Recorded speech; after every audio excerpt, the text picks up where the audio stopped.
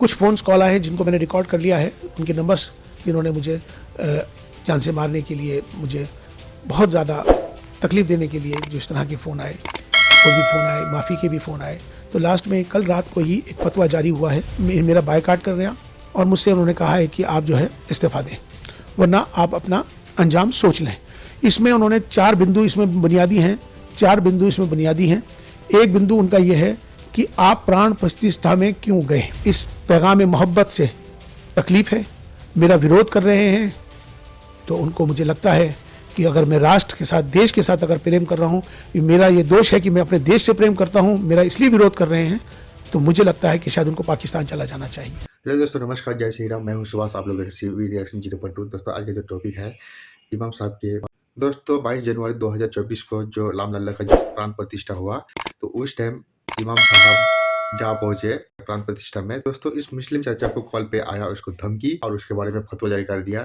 तो दोस्तों, पहले वीडियो वॉच करते हैं। वीडियो वॉच करने से पहले आप लोगों से रिक्वेस्ट है, यूपी तक चैनल को सब्सक्राइब कर दीजिए, लाइक कर दीजिए, साथों साथ मेरे चैनल को भी सब्सक्राइब कर दीजिए।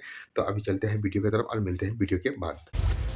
22 जनवरी को रामलला की प्राण प्रतिष्ठा में देश भर से कई हस्तियां अयोध्या पहुंची थी। इन्हीं में ऑल इंडिया इमाम ऑर्गेनाइजेशन के चीफ इमाम डॉक्टर इमाम उमेर अहमद इलियासी भी मौजूद थे। वो वीवीआईपी मेहमानों में शामिल थे, लेकिन अब उनके खिलाफ फतवा जारी कर दिया गया है। वहीं इस मामले पर खुद इमाम उमेर अहमद इलियासी ने अपना पक्ष रखते हुए बड़ी बात कह दी है। उन्होंने क्या कुछ कहा, वो सुनिए। देखिए, मैं राम जन्मभूमि ट्रस्ट के द्वारा मुझे निमंत्रण मिला, ऐसे चीफ इमाम होने के नाते मुझे जाना के लिए। मैं 2 दिन तक इस पर बहुत विचार करता रहा कि मुझे क्या करना चाहिए, क्योंकि मेरे लिए मेरी ज़िंदगी का ये सबसे बड़ा फैसला था।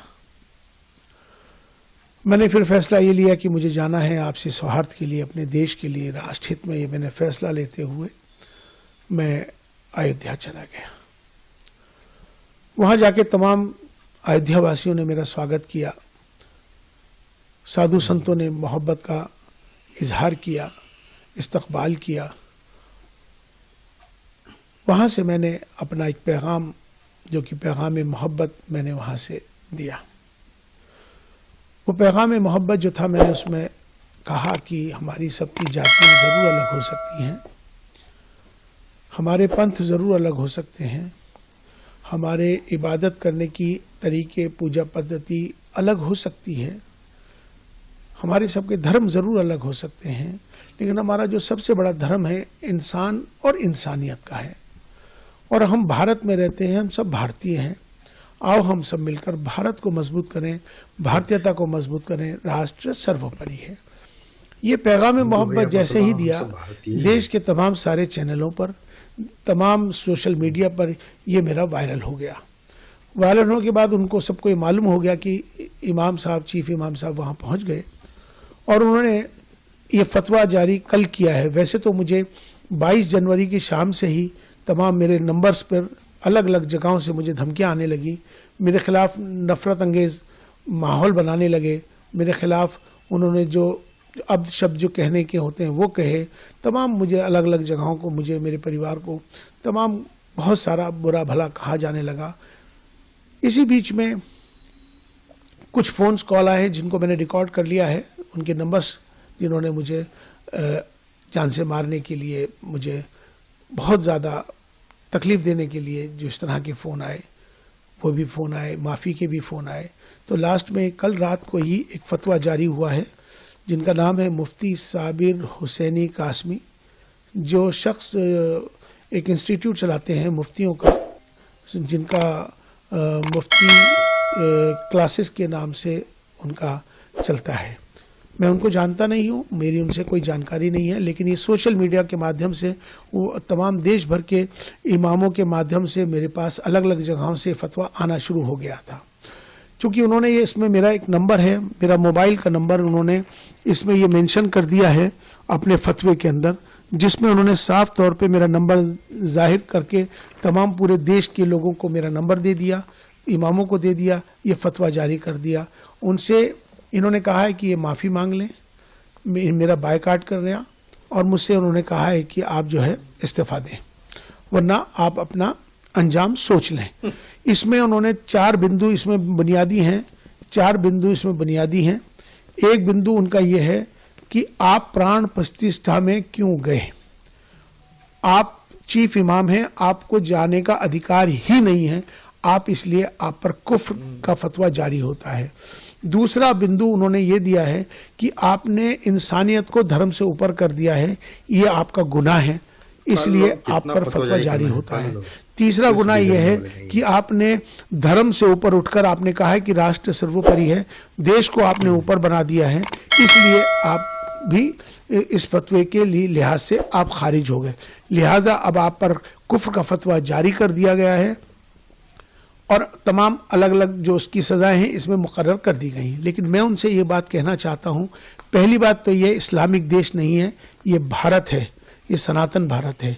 इस भारत में हमेशा से सर्वधर्म संभाव की बात है, यहाँ एकता अखंडता की बात है, अनेकता में एकता की बात है।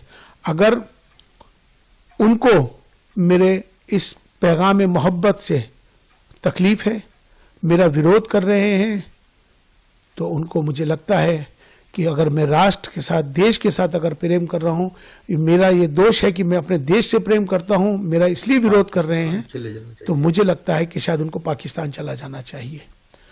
अब वो लोग जो मुझसे मोहब्बत करते हैं, जो देश से मोहब्बत करते हैं, वो मेरा समर्थन करेंगे।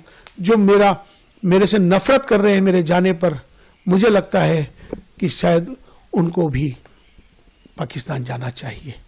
यहाँ पर मोहब्बत का पैगाम हमने दिया है, हमने कोई गुनाह नहीं किया है। राष्ट्र मंदिर था, हम वहाँ राष्ट्र मंदिर पे गए थे और हमने अपना जो पैगाम दिया, हम उस पैगाम पर अटल हैं। हम माफी मांगने वाले नहीं हैं और ना ही मैं माफी मांगूंगा, ना ही मैं किस तरह का इस्तीफा दूंगा। और जिस तरह से वो जो चाहें कर लें। अभी उन्होंने एक स्टेटमेंट जारी किया है, उन्होंने कहा है कि हम माफ करने वाले नहीं हैं। तो मैं भी बता दूं कि मैं आपसे माफी मांगने वाला ही नहीं हूं, क्योंकि मैंने कोई काम ऐसा नहीं किया जिससे कि कोई किसी को तकलीफ पहुंचे। मेरा मकसद है, अपना देश है, देश हमें देता है सब कुछ, हम भी तो कुछ देना सीखे। ये भाव सबके अंदर आना चाहिए, राष्ट्र सर्वोपरि है।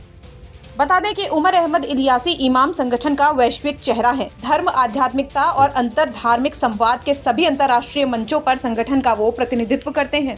हाल ही में डॉक्टर इलियासी को पंजाब की देशभगत यूनिवर्सिटी ने डॉक्टरेट ऑफ फिलॉसफी की उपाधि से सम्मानित किया था। साथ ही आपको ये भी बताते चलें कि डॉक्टर इलियासी अखिल भारतीय इमाम संगठन के मुख्य इमाम है। इलियासी को अखिल भारतीय इमाम संगठन भारत के 5 लाख इमामों और करीब 21 करोड़ भारतीय मुसलमानों के धार्मिक और आध्यात्मिक मार्गदर्शक माना जाता है। ब्यूरो रिपोर्ट, यूपी तक। तो दोस्तों ये था वीडियो। इमाम साहब का ऊपर फतवा जारी हो गया है। दोस्तों इमाम साहब 22 जनवरी 2024 को राम प्रतिष्ठा में जाने से उसका ऊपर फतवा जारी हो गया है। तो मेरे हिसाब से ऐसा नहीं होना चाहिए था, क्योंकि हम हिंदू मुसलमान से पहले हम सब भारतीय हैं और भारतीय के हिसाब से रहना चाहिए। और इस तरह का अगर हम लोगों का भारत में अगर रहता है तो हम लोग गर्व की बात है। तो दोस्तों आप लोगों का क्या ओपिनियन है, आप लोग का ओपिनियन कमेंट सेक्शन में जरूर दीजिए। दोस्तों अभी चलते हैं नेक्स्ट वीडियो में। जय हिंद, जय भारत, वंदे मातरम, जय श्री राम।